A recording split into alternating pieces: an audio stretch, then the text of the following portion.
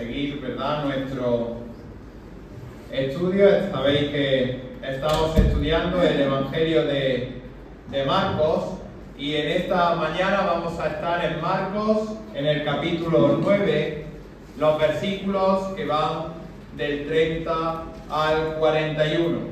Marcos, capítulo 9, los versículos del 30 al 41. Y si recordáis de estudios anteriores, cuando nos adentrábamos en el capítulo 9 y 10 del Evangelio de Marcos, veíamos como hay una serie de lecciones en el cual el Señor Jesucristo deja ya de ministrar de forma pública, tanto en las regiones gentiles, ya estuvo en Galilea, se fue a las regiones gentiles y volvió de nuevo a Galilea y comienza a enseñar a sus discípulos.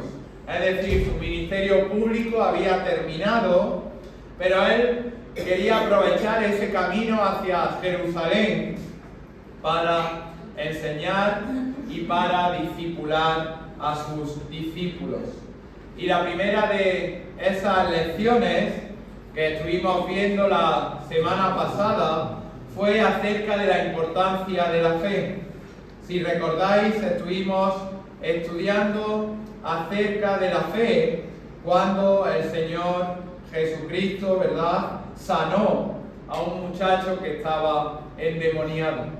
Y en esta mañana ya estudiamos la fe. En esta mañana vamos a ver otra característica fundamental de la vida cristiana, y es la humildad. En esta mañana vamos a hablar de la humildad. Y la humildad no es considerada una virtud en nuestra cultura.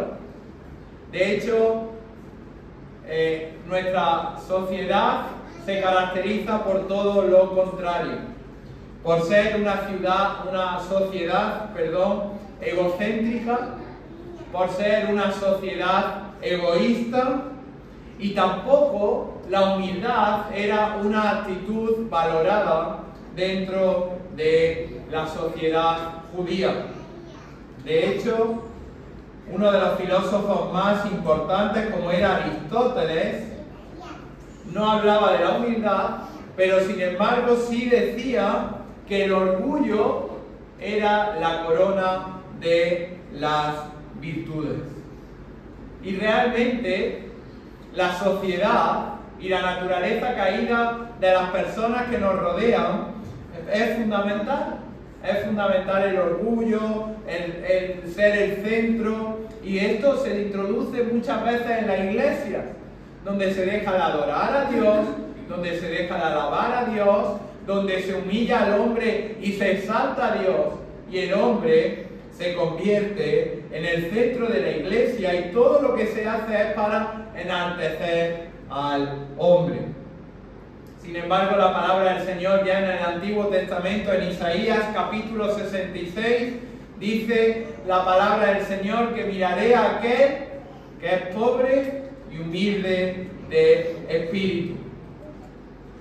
En Lucas, el Señor Jesucristo durante su ministerio dice: cualquiera que se enaltece será humillado, y aquel que se humilla, dice la palabra del Señor, que será enaltecido, ¿verdad?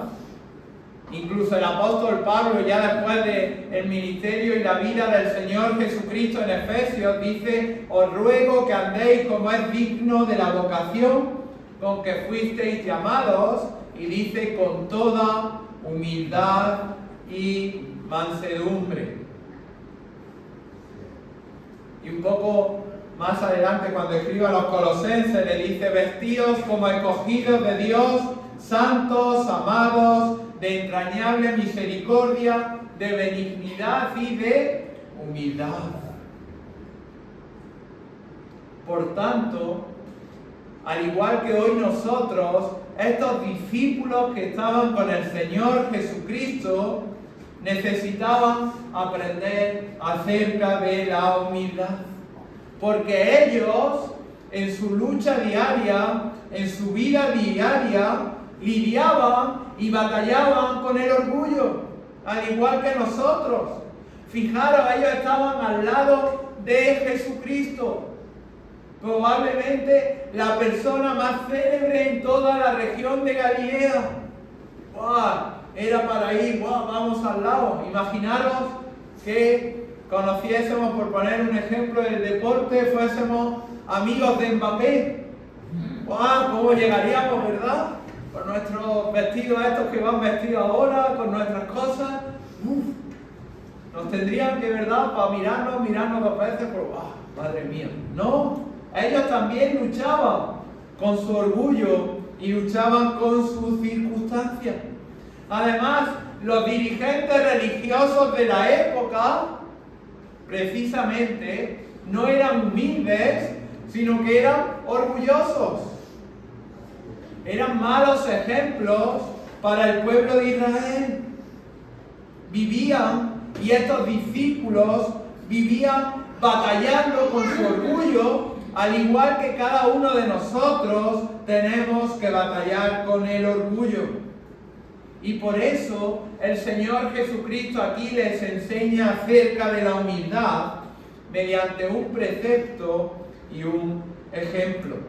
Por eso invito a abrir vuestras Biblias en Marcos capítulo 9 y vamos a leer desde los versículos 30 al 41.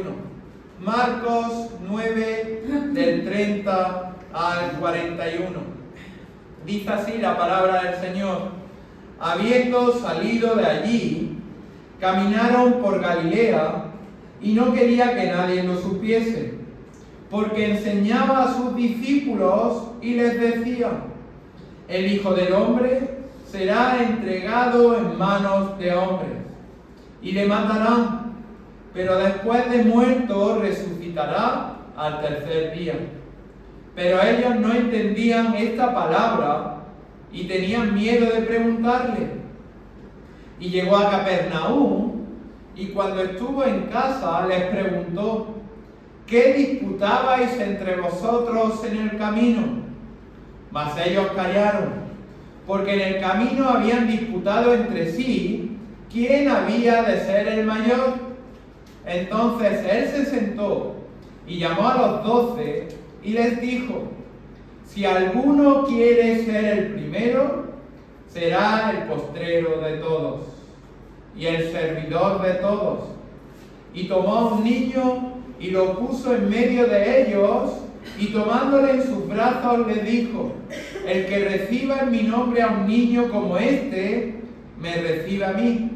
Y el que a mí me recibe, no me recibe a mí, sino al que me envió. Juan le respondió diciendo: Maestro, hemos visto a uno que en tu nombre echaba fuera demonios, pero él no nos sigue, y se lo prohibimos porque no nos seguía. Pero Jesús dijo: no se lo prohibáis, porque ninguno hay que haga milagro en mi nombre que luego pueda decir mal de mí. Porque el que no es contra nosotros, por nosotros es. Y cualquiera que os diere un vaso de agua en mi nombre, porque soy de Cristo, de cierto os digo que no perderá su recompensa. Hasta aquí la palabra y el texto en el que vamos a estar en esta mañana. Y como he dicho, el Señor utiliza en primer lugar un ejemplo de humildad y luego enseña acerca de la humildad. Y vamos a comenzar con el primer punto de nuestro bosquejo, que es el ejemplo de humildad. El ejemplo supremo de humildad. Fijaros versículos 30 al 32. Dice la Escritura: habiendo salido de allí, caminaron por Galilea, y no quería que nadie lo supiese, porque enseñaba a sus discípulos y les decía: el Hijo del Hombre será entregado en manos de hombres y le matarán, pero después de muerto resucitará al tercer día. Pero ellos no entendían esta palabra y tenían miedo de preguntar. El Señor Jesucristo fue un ejemplo de humildad a lo largo de toda su vida. Todos conocemos escenas que el Señor Jesucristo demuestra esa humildad. Por ejemplo, cuando lavó los pies a sus discípulos, ¿verdad? En Juan capítulo 13. Pero el ejemplo supremo, queridos hermanos y amigos, de humildad fue la encarnación del Señor Jesucristo. Fue el ejemplo supremo de humildad. Fijaros por un momento, vamos a ir a Filipenses capítulo 2.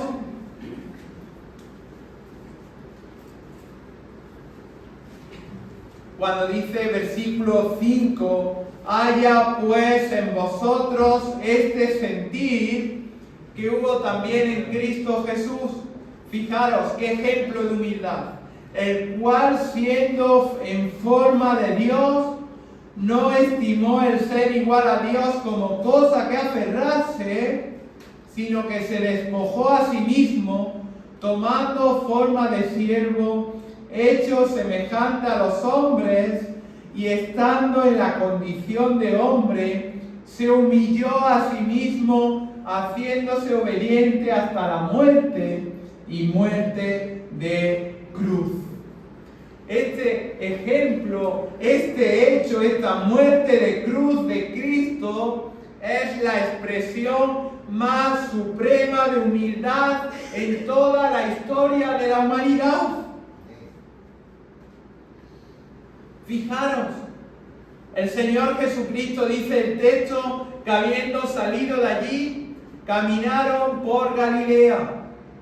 Es decir, el Señor Jesucristo había sido, si recordáis, fue en la transfiguración en la ciudad de Cesarea de Filipo, iban andando hacia la ciudad de Capernaum, todo dentro de esa región, de esa provincia, para que lo podamos entender, de Galilea. Y el Señor estaba viajando y dice el texto que no quería que nadie lo supiese. ¿Por qué? Si recordáis, y como hemos dicho en la introducción, su ministerio público en la región de Galilea ya había terminado. De hecho, fijaros, versículo 25 del capítulo 9 dice: y cuando Jesús vio a la multitud que la multitud se agolpaba, reprendió al espíritu inmundo, diciendo: el espíritu mudo y suerdo, yo te mando, sal de él y no entres más de él. Es decir, ya había terminado, ese fue el último hecho de su ministerio público, y el Señor estaba centrado en discipular, en enseñar a esos 12 hombres que serían luego los padres, a excepción de Judas, de la iglesia. Le había enseñado sobre la fe y ahora estaba enseñando acerca de la humildad. Por eso dice versículo 31, enseñaba a sus discípulos que el Hijo del Hombre, es decir, título mesiánico tomado de Daniel capítulo 7 versículo 13, ¿qué enseñanza? Pues que iba a ser entregado en manos de hombres que le iban a matar y que después de muerto iba a resucitar al tercer día.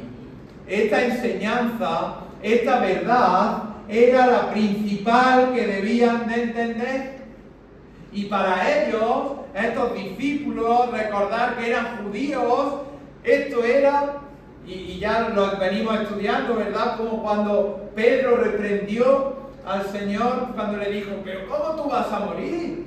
Pero si lo que vamos es a reinar y lo que vamos a estar aquí. No podían comprenderlo, no podían aceptarlo, y por eso el Señor rebunda continuamente en enseñarles de que iba a ser entregado en manos de hombres, de que iba a morir y que al tercer día iba a resucitar. la muerte de Cristo, tal como dice 1 Corintios capítulo 1, versículo 23, que es piedra de tropiezo para el judío y también para el griego. Un Mesías, el Hijo de Dios, crucificado, era algo incomprensible e inaceptable para ellos y por extensión para los discípulos. Y dice, fijaros, la palabra iba a ser entregado. Y esta palabra se usaba para reiteradamente desde un punto de vista legal, y era para describir cuando alguien iba a ser entregado, iba a ser llevado a un juicio, y la consecuencia de ese juicio iba a ser un castigo. Y es que en términos humanos, tanto los ancianos, los sumos sacerdotes, los escribas, el pueblo de Israel, Judas Iscariote, incluso Poncio Pilato, fueron culpables de llevar y entregar al Señor Jesucristo a juicio y muerte.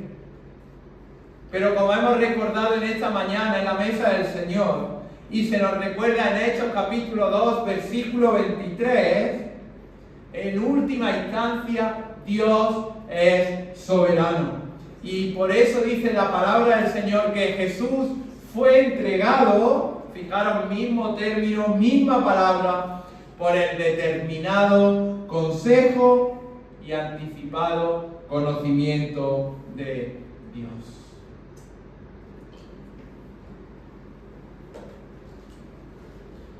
Pero fijaros, aquí entra una nueva variable, dice, iba a ser entregado por manos de hombres, le iban a matar, pero dice, y después de muerto, iba a resucitar al tercer día. Es decir, no solamente, poneros por un momento en la piel de ellos, no solamente tenían que lidiar de que ese Mesías, ese libertador de Israel que había sido profetizado desde Génesis capítulo 3, versículo 15, luego de Génesis capítulo 12, ese Mesías iba a morir, pero es que continúa y dice, iba a resucitar al tercer día. Los discípulos habían visto el poder del Señor Jesucristo sobre la muerte. Habían visto que Él era capaz de resucitar a personas. Pero se estarían preguntando, como tú y yo nos preguntaríamos, después de morir, si Él estaba muerto, ¿quién lo iba a resucitar? Por tanto, dice la palabra del Señor, versículo 32, que ellos no entendían esta palabra. Tenían incertidumbre, estaban nerviosos, no sabían esto acerca de la muerte y de la resurrección de Cristo. Y por eso, no, es como cuando hay una persona que lo está pasando mal y muchas veces decimos, mira, mejor no le pregunto porque no sé qué preguntar. Pues así estaban los discípulos, tenían miedo a preguntarle, no sabían, no podían comprenderlo. Pero el Señor le estaba mostrando el ejemplo supremo de humildad, que fue morir en la cruz del Calvario siendo santo y 3 veces santo por aquellos que hayan creído y que crean en Él como su Salvador. Y una vez que le ha puesto el ejemplo supremo de humildad, les enseña acerca de la humildad, les instruye sobre la humildad. Y por eso dice, versículos del 33 al 41, que llegó a Capernaum y cuando estuvo en su casa les preguntó, ¿qué era Capernaum? Capernaum estaba situado en la costa noroeste del lago de Galilea. Y era la ciudad, por así decirlo, el campamento base del Señor Jesucristo. Era la ciudad donde Jesús vivía. Lo podemos leer en Mateo, capítulo 4, versículo 13. Y no solamente Jesús, sino que había también varios discípulos que estaban relacionados con Capernaum. Pedro, Andrés, que se mudaron a esta ciudad de Betsaida, Jacobo, Juan y también Mateo, que era cobrador de impuestos en una ciudad cercana a Capernaum. Y dice el texto que cuando Jesús llegó a su casa, ¿verdad? Versículo número 33, y cuando estuvo en casa, les preguntó a los discípulos qué disputabais, es decir, qué hablabais, por qué os peleabais entre vosotros en el camino. Y esa pregunta da pie a la instrucción del Señor sobre la humildad. Y le enseña 4 efectos negativos de una palabra, de una persona falta de humildad. El primero, versículo 34, es que la falta de humildad destruye la unidad. La falta de humildad destruye la unidad, dice versículo 34, mas ellos callaron, porque en el camino habían disputado entre sí quién había de ser el mayor. Estos estaban entre ellos disputando. Durante ese camino, esa larga caminata, es como cuando los niños lo llevan en el coche y vamos de viaje, siempre terminan peleándose. Pues ellos igual, en ese viaje desde Cesarea de Filipo hasta Capernaum, los discípulos tenían un debate prolongado y acolorado. Y ellos, fijaros, callaron avergonzados. Bueno, ¿qué les vamos a decir? ¿Qué vamos a hablar? Pero fijaros, la discusión, habían disputado entre sí, dice el texto, quién había de ser el mayor. Y esta discusión, fijaros que no termina aquí, fijaros cómo tenían que luchar con su orgullo, que aún al final, en la última cena, antes de la muerte del Señor Jesucristo, aún seguían disputando acerca de quién debía de ser el mayor. El Señor le acababa de mostrar el ejemplo supremo de humillación, pero a ellos parece ser que lo único que le importaba en ese instante era pensar en su propia exaltación.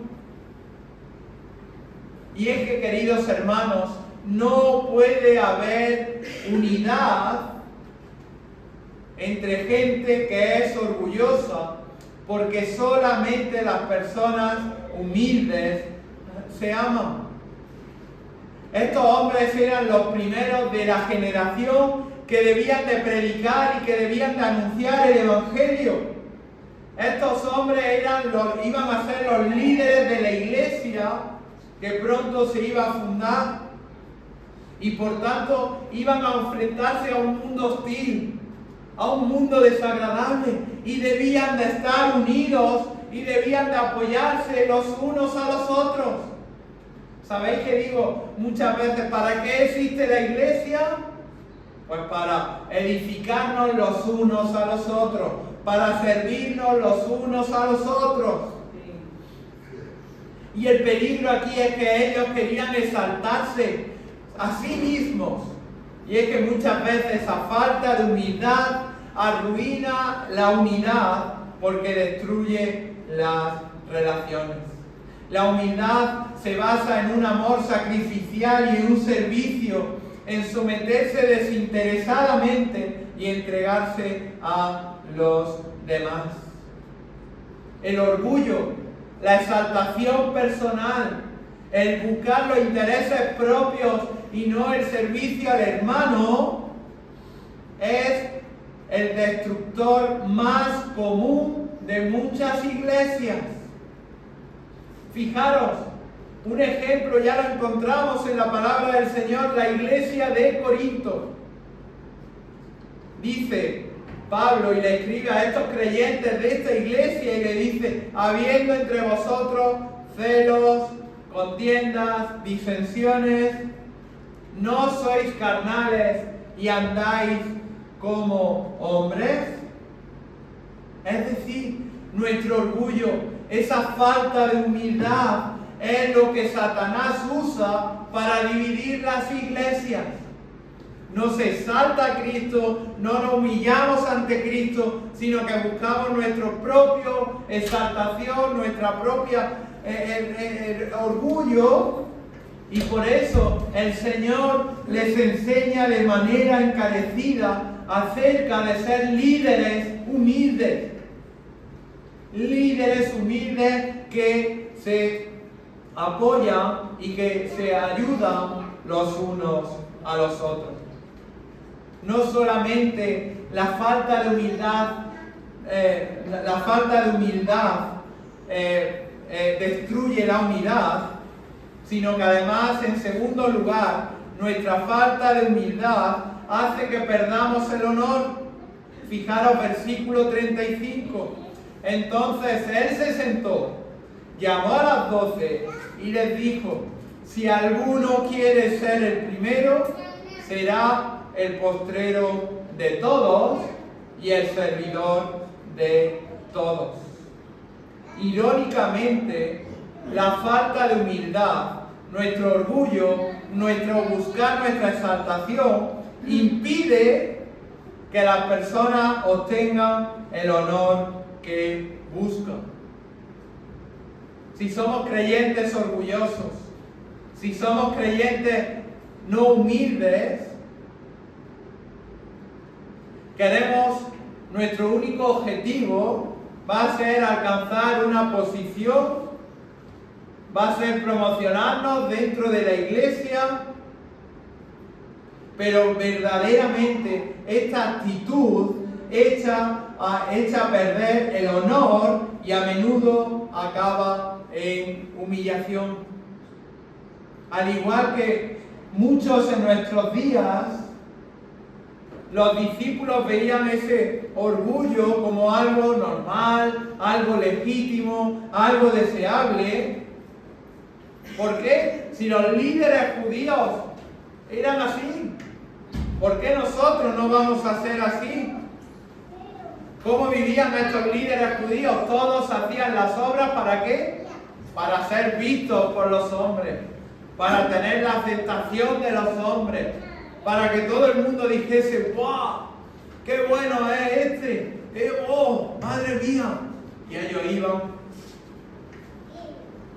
Si buscamos elogios, si buscamos la afirmación del resto, si buscamos la popularidad evangélica, si buscamos que los hombres nos exalten y que nos reconozcan y que digan qué buenos somos, vamos a perder la verdadera recompensa. Fijaros, vamos a ir por un instante a Mateo capítulo 6. Sabéis que el Señor en el Sermón del Monte enseña acerca de esto. Mateo capítulo 6, versículos del 1 al 5. Dice: guardaos pues de hacer vuestra justicia delante de los hombres, para ser vistos de ellos. De otra manera no tendréis recompensa de vuestro Padre que está en los cielos. Cuando pues des limosna, no hagas tocar trompeta delante de ti, como hacen los hipócritas en las sinagogas y en las calles, para ser alabados por los hombres. De cierto os digo que ya tienen su recompensa. Mas tú, cuando des limosna, no sepa tu mano tu izquierda lo que hace tu derecha, para que sea tu limosna en secreto, y tu Padre que ve en lo secreto te recompensará en público. Este es el principio, queridos hermanos. Eso no quiere decir que no reconozcamos a aquellos que nos sirven, que no les demos las gracias, que no tengamos una actitud de gratitud por su servicio los unos a los otros, pero no para exaltarlos no para promocionarlo, sino que todo es para la gloria de Dios. Y damos gloria a Dios, ¿verdad?, por la alabanza. Yo hoy me emocionaba porque tradicionalmente somos una iglesia, esto que nos poste en el vídeo, que éramos muy malos con la música, y hoy la alabanza ha sido preciosa y damos gracias, ¿verdad?, por los hermanos que sirven en la alabanza, por los hermanos que sirven en la limpieza, por los hermanos que abren la puerta, por los hermanos que preparan sus predicaciones, por los hermanos que sirven con mesas, con todo. Esto es una iglesia, el servirnos los unos a los otros, y damos gracias a Dios por ello, porque es Dios quien va construyendo, va edificando su iglesia bajo el poder de la palabra de Dios. En tercer lugar, la falta de humildad rechaza la deidad. Dice versículos 36 y 37, y tomó a un niño y lo puso en medio de ellos, y tomándole en sus brazos les dijo: el que reciba en mi nombre a un niño como este, me recibe a mí, y el que a mí me recibe, no me recibe a mí, sino al que me envió. No sabemos quién era este niño. Probablemente, dicen algunos de los comentaristas, alguno de los hijos de Pedro. Pero usó este niño para enseñar acerca de la instrucción de Cristo. Jesús, sabéis que a lo largo de su ministerio utiliza a niños para ilustrarnos acerca de la humildad. ¿Por qué? Porque un niño aún no ha logrado nada, aún no ha cumplido nada, aún no tiene poder. Nadie ve a un niño, ¿verdad? Son débiles, son personas que dependen de sus padres, y incluso en aquella época los niños eran rechazados. ¿Sabéis por qué? Porque los rabinos judíos consideraban una pérdida de tiempo enseñar la ley, la Torá, a un niño menor de 12 años. Nosotros no, por eso desde que son pequeñitos enseñamos la palabra. Pero es que los niños pequeños se pueden comparar con los creyentes. Por eso el Señor usa esta ilustración y dice: el que reciba en mi nombre a un niño como este, me recibe a mí, y el que a mí me recibe, no recibe a mí, sino el que me envió. ¿Qué significa esto? Es que en la manera en que los cristianos tratamos a nuestros compañeros creyentes, es decir, en la manera en la que estamos edificándonos y sirviéndonos a nuestros hermanos, es igual que si tratásemos a Cristo. Si aquí estuviese Cristo hecho hombre, ¿cómo estaríamos? Pues el Señor me está diciendo que todo lo que hagamos por nuestros hermanos es como si lo estuviésemos haciendo a Cristo. Mateo, no lo vamos a hacer por amor al tiempo, pero invito que en vuestras casas leáis Mateo capítulo 18, porque aquí se habla sobre ese tema. Porque dice versículo 1, muy breve, dice: le preguntaron los discípulos en ese contexto: ¿quién es el mayor en el reino de los cielos? ¿Y qué le respondió el Señor Jesucristo? Mateo 18, versículos 2 y 3. De cierto os digo que si no volvéis y os hacéis como niños, no entraréis en el reino de los cielos. Madre mía, qué lección, ¿verdad? Esos religiosos sobresalientes, orgullosos, que esperaban estar en los lugares celestiales más altos, no iban a entrar en él. Pero aquellos que con una fe humilde, como la de un niño, dice la palabra del Señor que serán los más grandes en el reino de los cielos. Qué importante es tener una fe sencilla, humilde, al dejarnos descansar en las manos de nuestro Señor. Como un bebé, como un niño, ¿verdad? Yo le digo a mi niña: ven, y se tira y confía de que la voy a coger. Y muchas veces nosotros, ¿verdad?, nos cuesta derramarnos a los brazos de nuestro Señor. Finalmente, la falta de humildad crea exclusividad. Fijaros versículos del 38 al 40. Juan le respondió diciendo: Maestro, hemos visto a uno que en tu nombre echaba fuera demonios, pero él no nos sigue y se lo prohibimos porque no nos seguía. Pero Jesús dijo: No se lo prohibáis, porque ninguno hay que haga milagro en mi nombre que luego pueda decir mal de mí, porque el que no es contra nosotros, por nosotros es.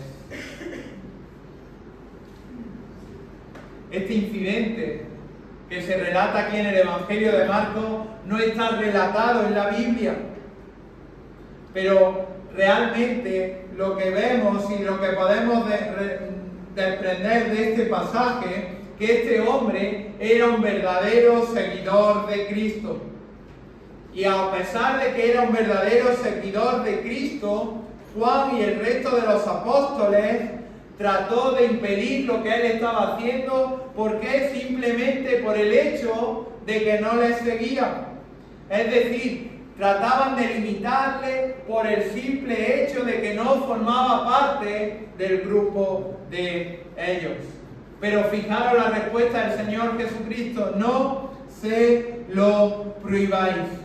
¿Por qué? Porque realmente era un seguidor de Jesús y porque estaba proclamando la verdad acerca de Cristo.